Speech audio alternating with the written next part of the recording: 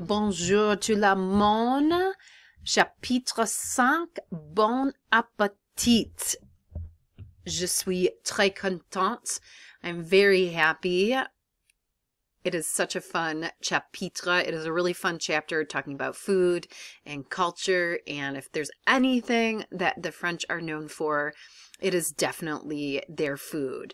Bon appetit. I can imagine that you have heard this before. It is one of the best known and widely used French phrases, even for those with a limited vocabulary or linguistic education. Bon appetit is generally intended to mean enjoy your meal. And actually we use it, we've, really accepted it in our language as something we say before our meals, bon appetit. I just wanted to give you a really quick history of why they used to say bon appetit. And actually, originally it did not start with bon appetit. The reason for this is that back in the Middle Ages, anyone about to tuck into a meal that was less than appetizing or easily digestible, as was commonplace, especially in the Middle Ages, would just likely have said bon courage or bon chance. So bon courage, like good courage. You need courage. Bon chance, good luck with getting that digested. So once the culinary arts were more established in the 19th century, that would be an insult if you would have said bon chance or bon courage. So then it changed to bon appetit, which means to enjoy your meal. And if you guys can see here on the left-hand side, this was a meal that I recently had in Paris in May. I have le poisson, the fish. You have your mashed potatoes. You can see the pound of butter. They basically look like butter. We have our baguette here cut up for us. Just so delightful. So I'm really looking forward to talking about all the cultural different aspects of food and culture, especially French, because I'm obsessed with it. So on y va. So un peu de the culture of French food. So just a little bit about la culture de l'alimentaire française, a little bit about French culture and food. Right here you have le poulet confit, that would be chicken confit. The French eat at least 3 meals a day and usually in courses. And so your lunch will be your longest meal. We'll get into that later this chapter, but usually it could take to 2 hours. But when they sit down to have a meal, it is not something that is hurried. It's something that they take pride and pleasure in. And I just love that because oftentimes we are too busy to eat, which means we're also too busy to socialize. And those two things are really important to the fabrics of society. So numéro 2, they eat beaucoup de pain. They eat a lot of bread. This is very true, but not so much of the cakes or pastries, but definitely a lot of baguettes. They eat beaucoup de fromage. They eat a lot of cheese. Just to give you an example, around 25 kilos each year. So that's beaucoup de fromage. And I believe that they have over 400 different types of cheeses. And as the French say, the smellier, the better. You know, the smellier the cheese is, the better. And there's a saying, if it smells like the feet of angels, it's a good cheese. Numéro 4, the French eat more fish than meat. And numéro 5, France is the largest consumer of organic food in Europe. And so this was just a little bit information on their culture with food. So if you guys have your vocabulary, you can find it in the content. Ooh, I forgot the last one. In France, there are no microwaves in most kitchens. I haven't had a microwave in 10 years.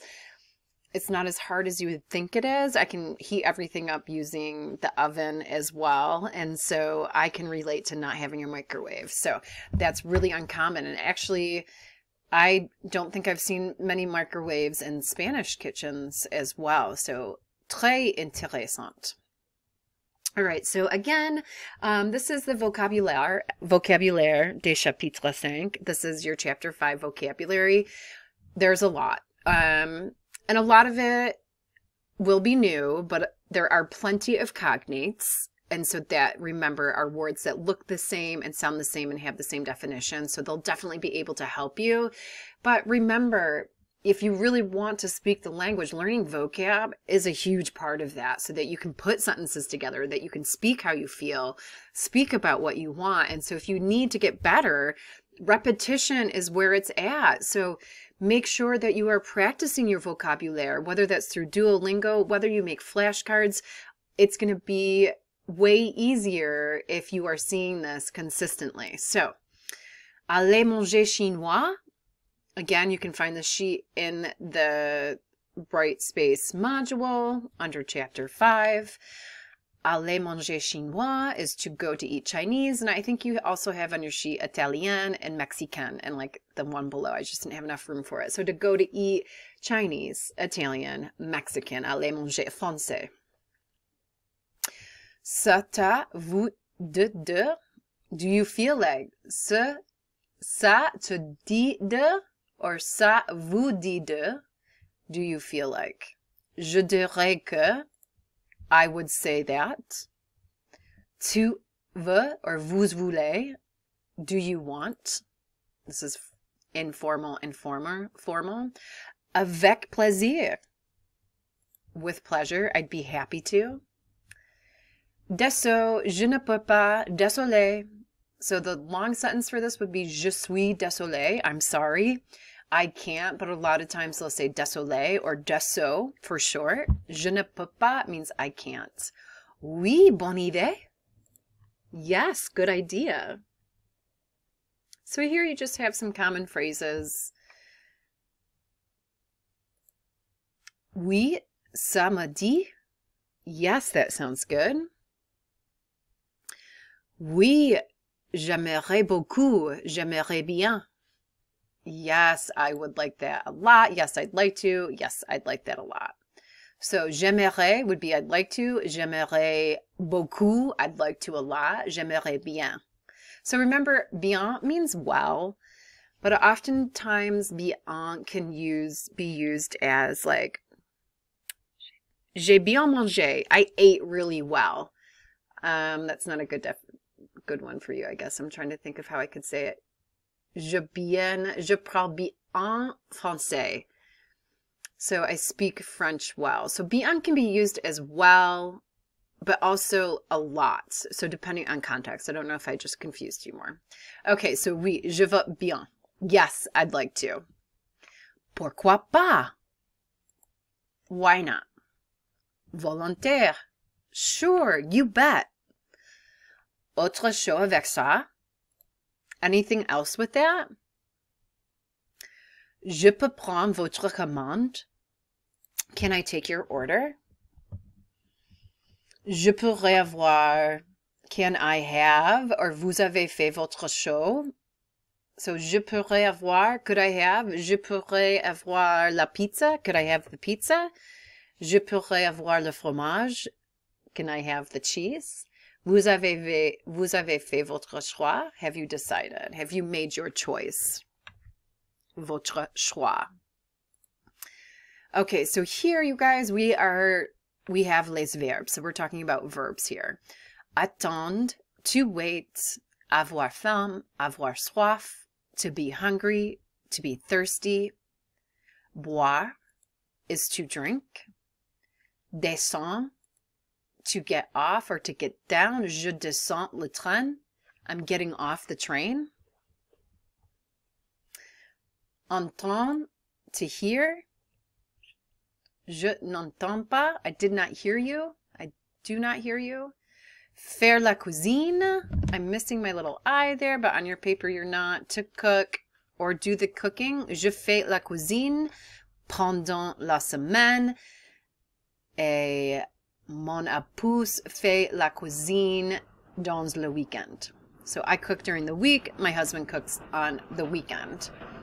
Oh mon Dieu, ici. Faire le cours means to go grocery shopping, excuse me. And goûter is to taste. Je goûte la pizza. I don't know why I keep on using pizza as my example, but...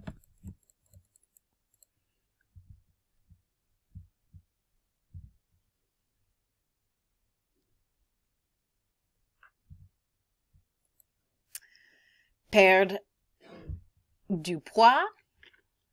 Let me just have it in Spanish. Perdre du poids, to lose weight. Prendre means to take, to have a drink. So I can like say I take something, I'm taking my homework with me. Or I can also say je prends une bière, I'm drinking a beer. And so prendre can mean to take or to eat or to drink. So it depends on context. Apprendre, j'apprends français. I'm learning French. J'apprends espagnol. J'apprends japonais. Je ne comprends pas. Je ne comprends pas. To understand. So, je ne comprends pas, I don't understand. Répétez, s'il vous plaît. Je ne comprends pas. Please repeat, I don't understand. Prendre une décision. To make a decision. So, notice how confusing languages can be. Prendre here means to take. Prendre here means to make.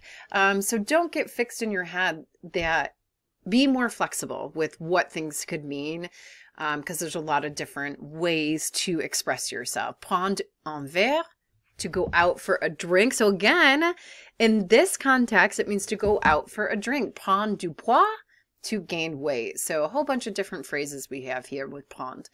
Rendre, to turn in something, to return. Rendre visite à, to visit someone. Répondre à, to answer. Vendre, to sell. So lots of RE verbs here.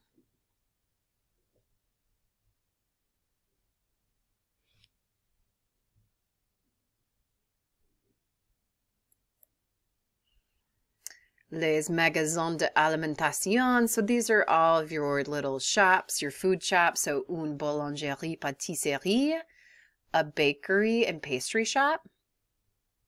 Une boucherie, charcuterie, a butcher shop and a deli. Une crèmerie, fromagerie, a dairy and cheese shop. Une épicerie, a small grocery store, food mart. Un marché en plein air, outdoor market. Une poissonnerie, a fish market.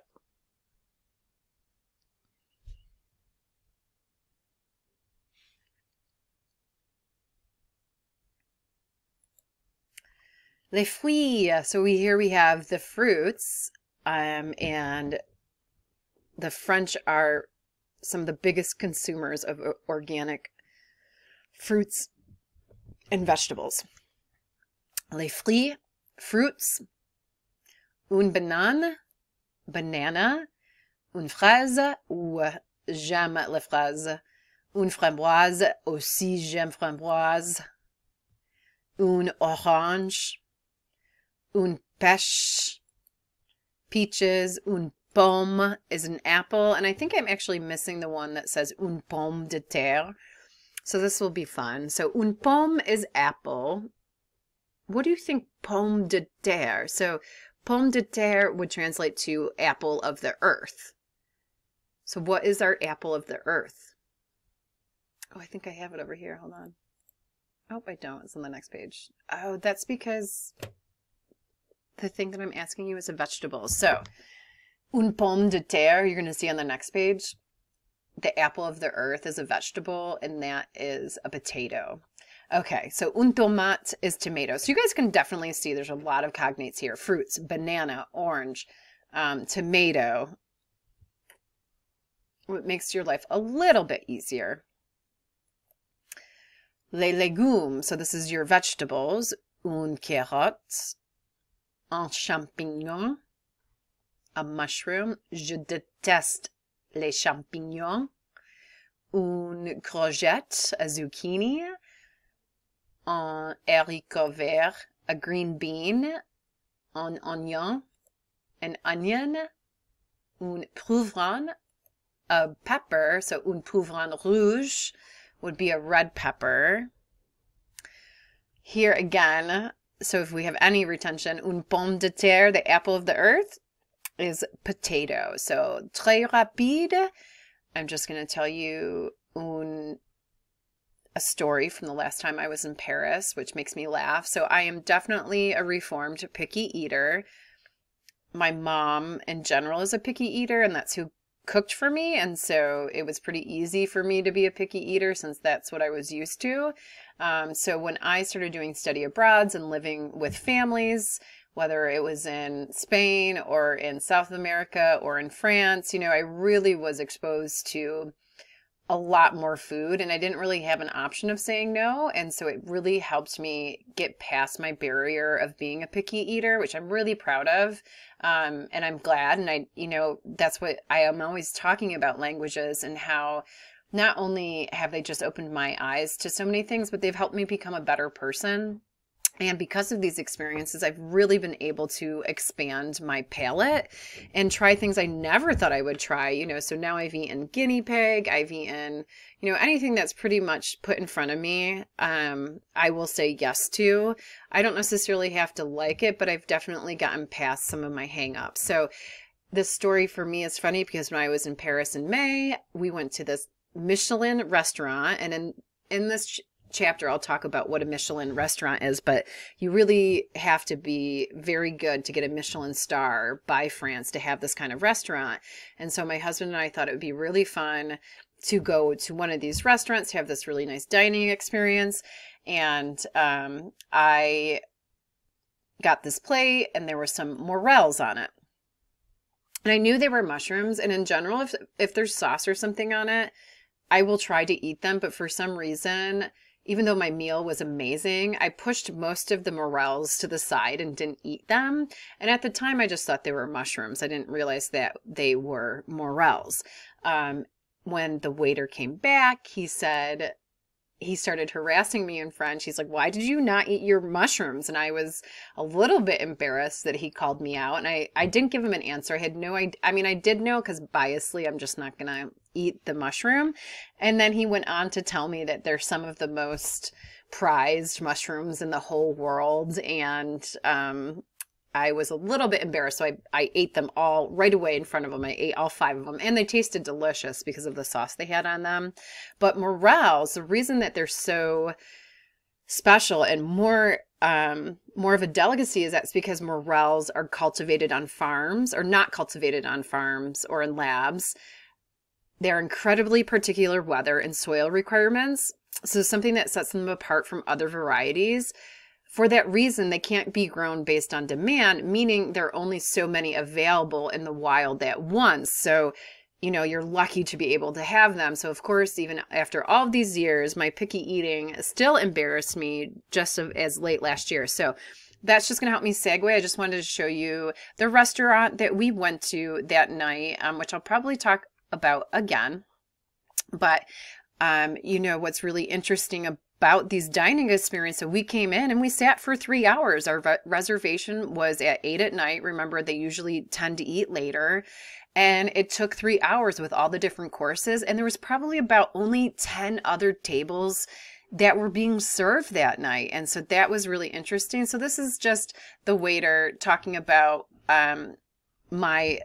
I believe this is my dessert. It is. Okay, so let's just watch this. De ce côté-là, vous allez avoir le roulé, biscuit roulé japonais, garni avec une ganache au chocolat blanc, un chocolat torréfié, un valrhona, dans lequel on va rajouter du sésame noir. Fraise garniette française, coulis de fraises et un crumble aux amandes.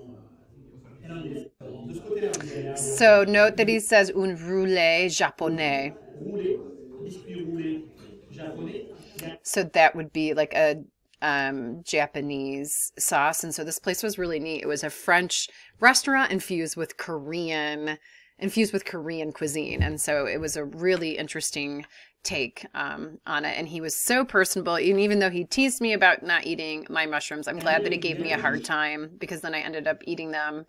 And now I have a good story to tell about my picky eating. So we'll definitely be talking more about that as we go on. So remember, those mushrooms were called morels, and what makes them so hard to find is that there are only so many available in the wild at once, and so it's very limited. All right, so we have la viande et la volaille, meat and poultry. Un beefsteak is a steak. Un gigot d'agneau is a leg of lamb. Un jambon is a ham. Un œuf is an egg. Un poulet, chicken. Une rôtie de porc, a pork roast. Une saucisse, a sausage.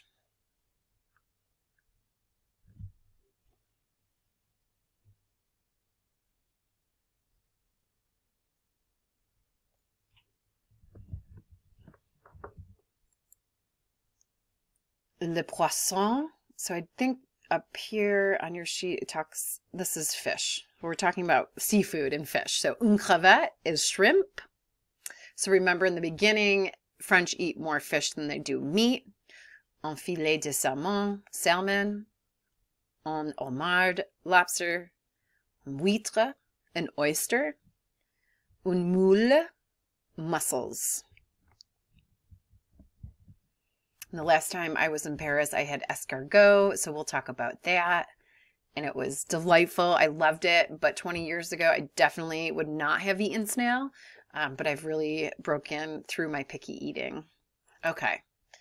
Les produits. So le produit laitier. So this is like milk products and other products that you would find at the grocery store. Alimentaire. So lal.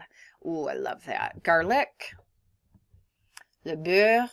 Butter, j'aime bien le beurre. So I just use it, j'aime bien le beurre. Like I really love butter. Okay, so bien doesn't mean well. In this context, j'aime bien le beurre. I really like butter. I also could say j'aime le beurre beaucoup. La confiture, jam. La crème, cream. La farine, flour. L'huile d'olive, olive oil. Le fromage. J'aime le fromage, mais j'aime bien le brie. Le brie est mon favori. Brie is probably my favorite. Le lait, milk. Le lait chocolat, chocolate milk.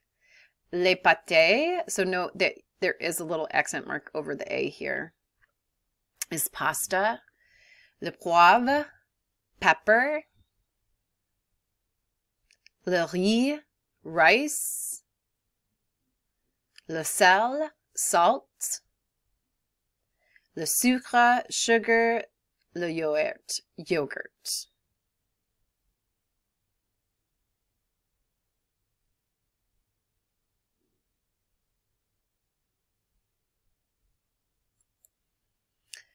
Le pain et les pâtisseries, so bread and pastries. Macaron, that's what you see right here, which is really famous and popular. Une baguette, a baguette, French bread. Un croissant, a crescent roll.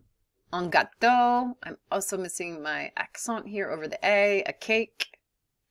Un pain de campagne, a loaf of bread, meaning rustic. So when you say de campagne, so a lot of times a baguette would be that long, skinny piece of bread that you're going to see. Un pain, a bread, would be a loaf of bread. Une tarte aux fruits is a fruit tart.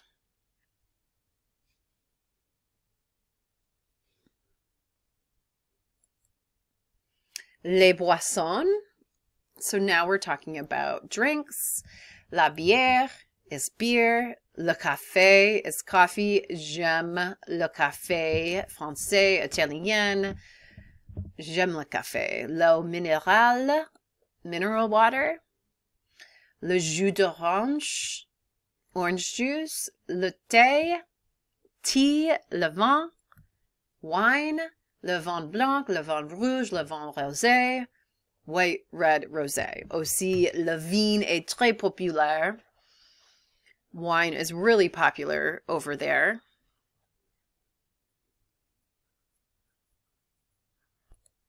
Le repas de la journée, daily meals. Le petit déjeuner is breakfast. Le déjeuner is lunch. Le goûter is afternoon snack. Le dîner is dinner. Le couvert is place setting. Une assiette à soupe, so plate or soup bowl.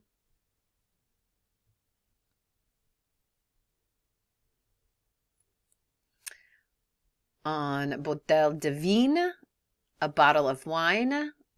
Une carafe, un couteau, a knife, une cuillère, a spoon, petite cuillère, teaspoon or tablespoon, cuillère à soupe, soup spoon. Beaucoup de cuillères.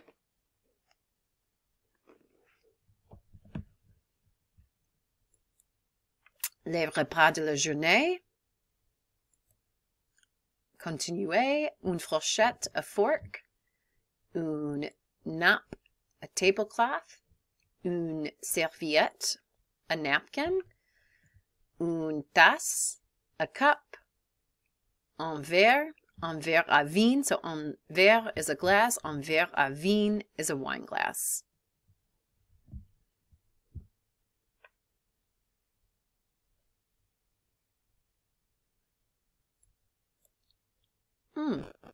I'm doing it the opposite way. So, au restaurant, so at the restaurant, the check, l'addition, which, you know, that could be easy to remember. You're talking about adding up all the stuff that you owe. So, addition is kind of how I think of it.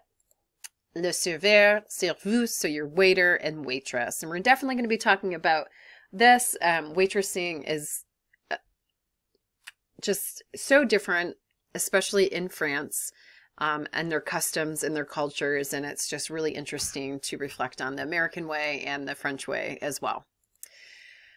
Okay, so now we're just talking about placement, where things are. So, à côté de, next to, à droite de, to the right of, à gauche de, to the left of, au milieu de, in the middle of, en face de, across from, loin de, far from, près de, near, assez de, enough of, beaucoup de, a lot of, pas mal de, quite a few, peu de, few, hardly any, un peu de, a few of, a little bit of, and trop de, too much, too many. These are great words to know when you're talking about directions, simple things that you need to try to describe. This is something I would definitely use. Beaucoup de répétition pour apprendre. A lot of repetition to learn. Nous habitons loin de Paris. So we live far from Paris. Nous habitons près de Canada. But we live close to or near Canada. And that's what I always say when someone says, where do I live? I say, j'habite près de Canada, just to help reference where I am. Because when you say New York, oftentimes many people will immediately think of la ville de New York City, which is complètement différent ici, no? Which is very different than here. On y va. Ne nulle part, nowhere. Ne pas encore. So you will have a verb in between these. Not yet. Ne personne, no one. Not all the time, but ne personne, ne plus, no longer. Ne que, only. Ne rien, nothing. So beaucoup de mots. Apprendre, a lot of words to learn. Et pratiquer. So because there's so much amazingness in this chapter, I'm going to try to squeeze in as much as I can. So additionally, you guys are going to watch a short cultural video that you will find right in the Bright Spice module, and it's called France's Gourmet School Lunches. It's 5 minutes long. It explains school lunches, and I think that will really help you understand the standard that they have set for their food and how seriously they take it. And so that's going to be part of your lesson as today. So make sure you guys watch the France's Gourmet School Lunches. The video is already right in the content, so you shouldn't have any problem finding it. With that being said, I'm really excited about this chapter and everything that we're going to learn. If you have any questions, please reach out. And my lights just went off in my room. Okay, so yeah, really looking forward to it. On y va. Au revoir. Bonne journée.